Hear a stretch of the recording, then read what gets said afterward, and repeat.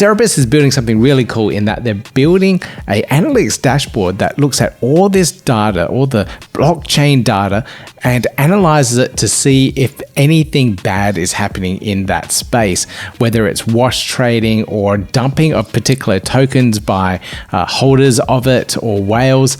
They can use this data to see if a project's going to be a potential rug pull, is it a scam project, or if it has the same markings as a really positive project that has launched previously. So all this on-chain data is valuable, but only usable if it's presented in a nice particular way. And they have their closed beta coming up at the moment. So you can join it at the moment. You can join the wait list, and it's a lottery process to be able to get into their platform to see and experience and give the team feedback in regards to how it all works. Here it is, the join the wait list here. I'll put the links down in below. But in this interview, I have Simon and Noah joining me to talk all about their platform, the idea and concepts behind it all, and exactly how you guys can take full advantage of it. So let's get into it. Yeah, gotta do it like that. You've been listening to the Learn Cardano podcast. Gotta get it hype. Crypto is what we like, but this is not investment or financial advice. Gotta do your research, cause it's risky. We know it is. This show is educational and it's informative. Crypto's the future, really, it ain't no debate. Gentlemen, welcome to the podcast.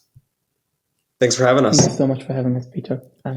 So what exactly is Xerberus, and what are you guys building, and what can people expect out of it? There are many data analytical tools out here in crypto. And what they're doing is they'll read our blockchain data and show it to you. And we looked at that and we love blockchain data, but what we're doing is fundamentally different from that. What we're doing is looking at assets on the blockchain and trying to understand what the risk is associated with them. And risk is a weird word because it kind of means everything and nothing. But what we want to try to do is to get clarity in our market, because everybody tells you everything about the token, right? Everybody says, oh, it's the best thing. Everything goes to the moon, right? If you would just believe what you read on Twitter, we all should be millionaires by now. But we kind of aren't. So the question is why? And that is what Xerberus is really addressing, is looking into, okay, what is the truth here, and what is the realistic data-supported expectation that you can have to a token when it comes to wherever it will go, and what is the true likelihood that thing will fall to zero.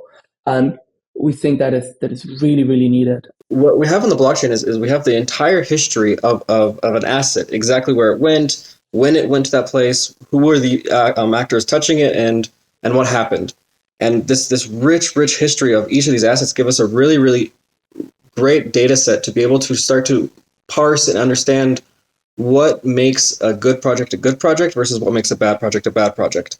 And then we're able to very clearly quantify this and then give it a metric. Like we're using risk rating agencies type metrics, so like a AAA to a D type metrics. So just by using the solid foundational blockchain data exclusively, we come to conclusions about what is the likelihood of a project to default or to moon, if you will, if you're a moon boy. That's really interesting. So this is definitely something for anyone that is trading or holding any of these tokens. But what I want to dig into is what data are you using? Like, what kind of metrics are on the blockchain that are useful for you guys to bring out these kind of risk ratings? Yeah, well, so fundamentally you have for every transaction you have a wallet sends to wallet B, right? A certain amount. And this is the raw fundamentals of what happens on the blockchain. For example, when you have a minting, you get the minting wallet that sends to the original founding wallet of a treasury, and then from there it goes forward, right? This is the base, this is the smallest unit of measurement we use. Who transferred to what? But then correlations and connections and chains of these types of connections form certain patterns, like, for example, wash trading patterns or patterns of manipulation we can find. So we just by looking at the transactions, just the individual transactions between anonymous wallet to anonymous wallet B, we track those transactions.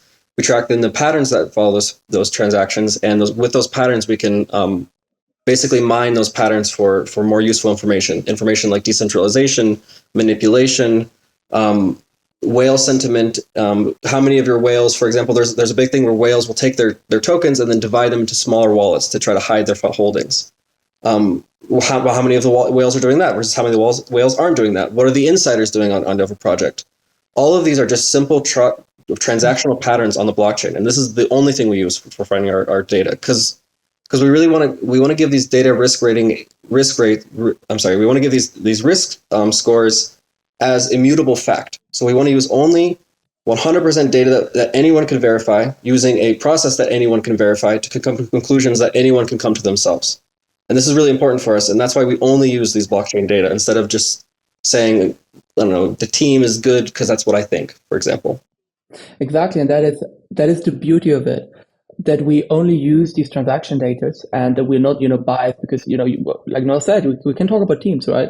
Cool. Now you have a team, and the guys went to McKinsey's and investment banks, and the other team, they just they just come from nowhere. But you have often enough the cases that the nobodies actually built the better companies, right? Like that has happened in history again and again. So it's kind of a bad metrics to start with, and also it's kind of a discriminating metrics to look at that. But if you just look at the data, right, the transactional blockchain, you have something, and this comes from finance. And finance is the theory that markets are efficient. So that means that all information that exists about an asset, everything that you can know about Apple, is kind of part of the Apple price right now, because knowledgeable people will use the knowledge to make money on the stock market with it. And that means that all transactions together equal all information that are available, which means that every transaction carries a certain set of information. And that is what Noel was just describing, right? Like a whale or an insider dumping is nothing else but the secret information that is relevant enough that it finds that it becomes material in form of a transaction on a blockchain. And when you just see the blockchains, you don't get anything, right? Just looking at it, it's like static noise here. You don't see the beauty in it. And what Xerberus is really doing is using mathematics to look at this, what other people just see as noise, and find the patterns in it, right? And the patterns are the things that give us the true information. And there are other players out there, they're very intent on identifying specific wallets. We believe in decentralization, and we also believe in anonymity. So we don't want to identify individual actors. What we only want to know is, does the pattern look good or doesn't it look good? We don't need to know what you did or why you did it. We just want to know, does the pattern of this certain action correlate with a positive outcome or negative outcome? And that's everything we need to know. And therefore, we also believe, we really believe in the ideals of crypto. In decentralization and the power of the individual, and also we don't want that anybody is doxxed who doesn't want to be doxxed, but we still want to use that information. I think we're doing that pretty well. Well, guys, this is really powerful stuff. It's I've always wondered about some projects that bring in like some really big known name or something that bring them onto their team and use that as a marketing aspect. And when someone sees, they've brought that person in who's been working at XYZ company for 25 years. They're a big term investor, but is that real? And most of the time you can't confirm that ever. Unlike the data that you guys are gathering on the blockchain and looking at these various patterns. To give an example for that, there was a certain token on Cardano that has now been a failed project, or you could call it a rug pull. I don't want to mention too many names because I'm not trying to call people out here, but they had a promotion from one of the biggest crypto influencers on YouTube, and you can watch his transactions go through. He gets the tokens and immediately dumps them, right? So these types of patterns we can track without even knowing who it's doing it. And what's most important is this influencer who's shilling this project, is he actually supportive of the project, or is he just being paid for it, right? And again, it doesn't matter which YouTuber it is. It doesn't matter if it's the main Twitter guy or whoever it is. But we can track their patterns on chain and understand this person got a substantial amount of money and then immediately dumped it back out. Yeah, it gives us an indication of the overall sentiment. Really, like when you look at when it comes down to it, if you go to someone's bank account, if you look inside their bank account, that really gives the best form of sentiment analysis ever. It shows exactly what the person is worried about and exactly what the person isn't worried about. So by looking at like everyone's wallets and by being able to use the blockchain to look at all these people's wallets, we can understand the overall sentiment per project without even caring who the person is, who the specific name is. Yeah, I absolutely right. Like a lot of people talk about sentiment analysis, right? And what you just said, right? Oh, we get this guy with 25-year experience and we put him on our thing and he pretends now to be a team member, and then you dig down and you see, that guy actually, is there every 2 months for a call of 15 minutes, right? Like it's nothing. And what not just that, like looking, you can have two people, and that could be companies, right? The one guy has a big house and a Porsche, and the other guy has a small house and a bicycle, right? But then you look actually that the one guy is just over leveraged with credit and not has enough to eat, and the other guy has a Schwab account with $500,000 in it. So right, who's the more wealthy person, right? I mean, that's an argument of itself, but transactions are true because you can't fake them. I cannot fake my salary. I can fake the status symbols that are bought with my salary, but I cannot fake my revenue streams. I cannot fake my debt. I cannot fake my ownership structure. This is true. And that is why we are so, insistent on, we ignore everything but transaction data. And there was one person on our catalyst proposal, a very smart guy, was saying, yeah, but can you assess with this system very well, like early tokens, like just started tokens? And the short answer is no. Like if your token just hits the first 3 transactions on a blockchain, or we do, it's guessing, it's betting. Everybody's betting at that moment. But what we can do is, we love this idea of a jungle, right? Like our ecosystem is a jungle. Some trees are older, some plants are smaller, right? Some seeds are coming up. But what we can do, when you just show us a seed, we probably don't know if that's becoming a tree or what it will become. But in the moment it starts to spring off, right? We can see, okay, that looks like, that looks a lot like that tree looked like when it was very young, or that looks a lot like that tree who failed after, a few years or a few months, because it already has, it starts to have these transaction patterns. So yeah, it's very abstract, but maybe that makes sense. It does make sense. It's pretty powerful patterns that you could follow and work out. So basically, once a project's wallet patterns mimic another successful one, like after an IDO or something, and the tokens are distributed, how many wallets have that token now, and what pattern, what are those token holders doing? Are they staking it? Are they dumping it all in the market? This is all really powerful stuff. And to be able to see this in some sort of dashboard at a glance at those point in times will let me, as a token holder and a speculator in the market, to make a very informed decision on what to do next. So how does your platform work then for a user such as myself that wants to access this type of data? We have 2 platforms. So the first one is the legacy app. That one is freely available. Everybody can use that right now. That one is a very simple exploration tool where you can just explore these wallet patterns. It's legacy. That's not a platform that we're talking about. We're talking about a new platform right now, which is in closed beta. So we only give it small cohorts of people to try it out. And what it will be, and you have to stick to it because we are intentionally vague. That's also why we haven't published it. We want that every cohort of users who comes on our platform gives us genuine feedback, because we want to build something really, really cool. And it doesn't work if you show it everybody, because then people have beliefs about that. And humans tend to want to be very honest, but tend not to really be honest. And that's sometimes a bit. It's just, you have to know that, right? And so that's why we're a bit vague. But what we're doing is to create a platform where you can see the fundamental truths about a project in breaking down in a few key variables that you then can explore. So why we have given a certain score or ranking, right? You can say, okay, this for example, is very decentralized as a project, for example. And then we explain to you exactly why it is decentralized, exactly which wallets, which transactions, and in which time frame it became so well decentralized. And we believe that's beautiful because a lot of other projects can learn from that. Noah, I'm sure you want to add to that. I just want to, a big thing about data visualization and presenting data to users is if you put too much, people get overwhelmed very quickly. So if we were just to come up with an application that just reskins the blockchain and gives you all raw blockchain information, or for example, everybody wants node graphs where you can see connections and stuff like that. Node graphs are the worst when it comes to overwhelming the user for when they're reading it. So the way that our web app will work is you come to our website and you get a very general overview of each token. So is this token good or bad? Yes or no? Just very simple, very easy. But then the more you go into like the layers of our website, or the more like clicks you go into, the more deeper you get. So you get an answer, is it good? Yes or no? Then you get the explanation of why it's good or why it's bad. And then after the explanation of why it's bad or why it's good, we give you then the data points that support that decision. And the staging of how we present the data, I think, is really important for usability when you come to our website, right? Because most of the time you don't want to go into deep individual transactions and track 700 transactions of a certain wallet to find that he found most of his wallet was from the minting wallet that went directly to a DEX, right? Like that is an exhaustive amount of data that is very hard to understand. But if I was just to give above that simple metrics, is this a good pattern or a bad pattern? That's what's most important. So our website will really cater to initial, very easy to understand data. And then the more and more you dig into it, the deeper and deeper you get to, all the way down to individual transactions of the blockchain, like a Cardano scam. Okay, so when would we be able to get our hands on this? Since you're in like a private beta at the moment, is that correct? Yeah, that's what we are. So to get your hands on it, to try it. So first off, you have to join the waitlist.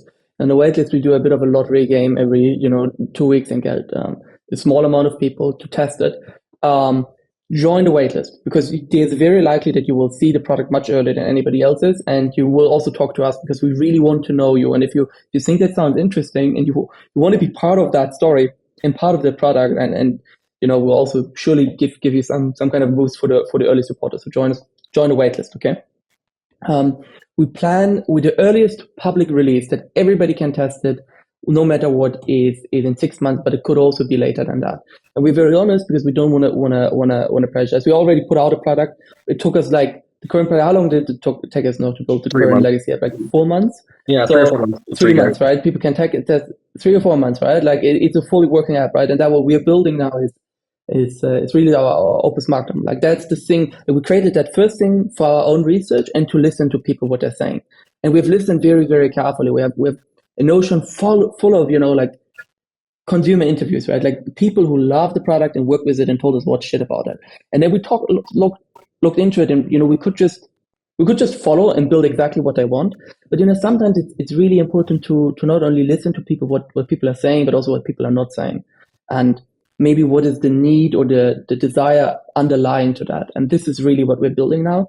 And that's why we take time for it. But again, Legacy app is open. Everybody can test that. To just double check us there. No, we can build apps. And the second one is, waitlist. You will get earlier in. Don't tell anybody what you see, so the other people can give us genuine feedback. And then in early 6 months, you have a public release where everybody can use it. We're very careful right now as well because with our Legacy app that we released, it was just raw blockchain data and a little bit of correlations between wallets and things like that. However, with our new app, we're going to attempt to give definite answers about projects. Which DEX token is more risky than other DEX token, for example? And these are metrics that can cause FUD or fear, uncertainty, and doubt. And when we release these types of metrics in these very hard case, we think you're the worst project because X, Y, Z. We have to make sure that we dispel the uncertainty and the doubt, and then let the fear. Let everyone decide what's scary for them and what's not scary for them. So when we're releasing these scores right now in this closed beta, we're really kind of like tweaking the constants here and there to make sure that we have a consistent and immutable system of how to rate these assets before we start giving out these potentially kind of unfortunate scores for some tokens. It's so true what Noah just said. It's like literally when you see our work, I think 20% of our time, really just working time, maybe a bit less, but it's a good chunk, is invested in having these conversations about what is true and what is fair.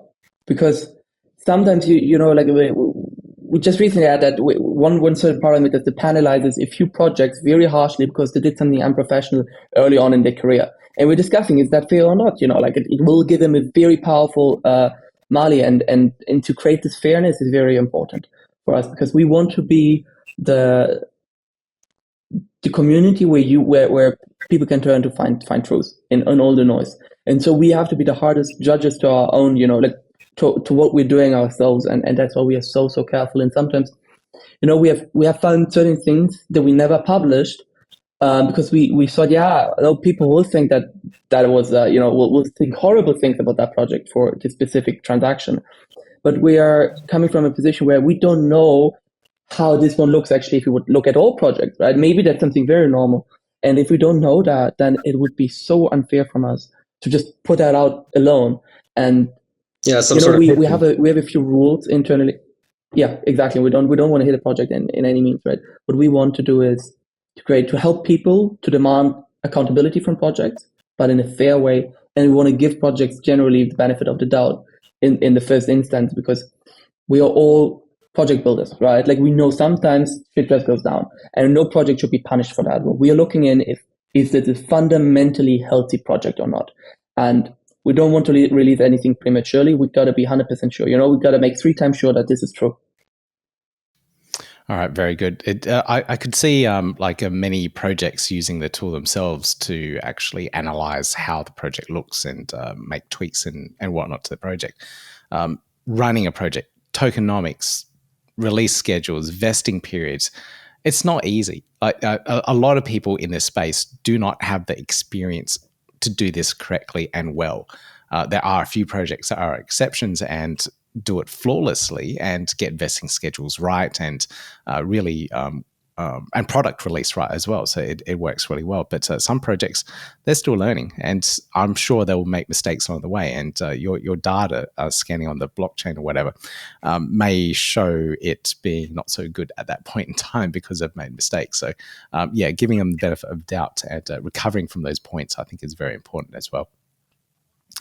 Now, one of the other really interesting aspects I saw was that you guys are a multi-chain product, not just Cardano, but also other blockchains such as Ethereum, Arbitrum, Optimism, and Polygon as well. And if you go on EVM, you could keep on going to the nth degree and cover all chains.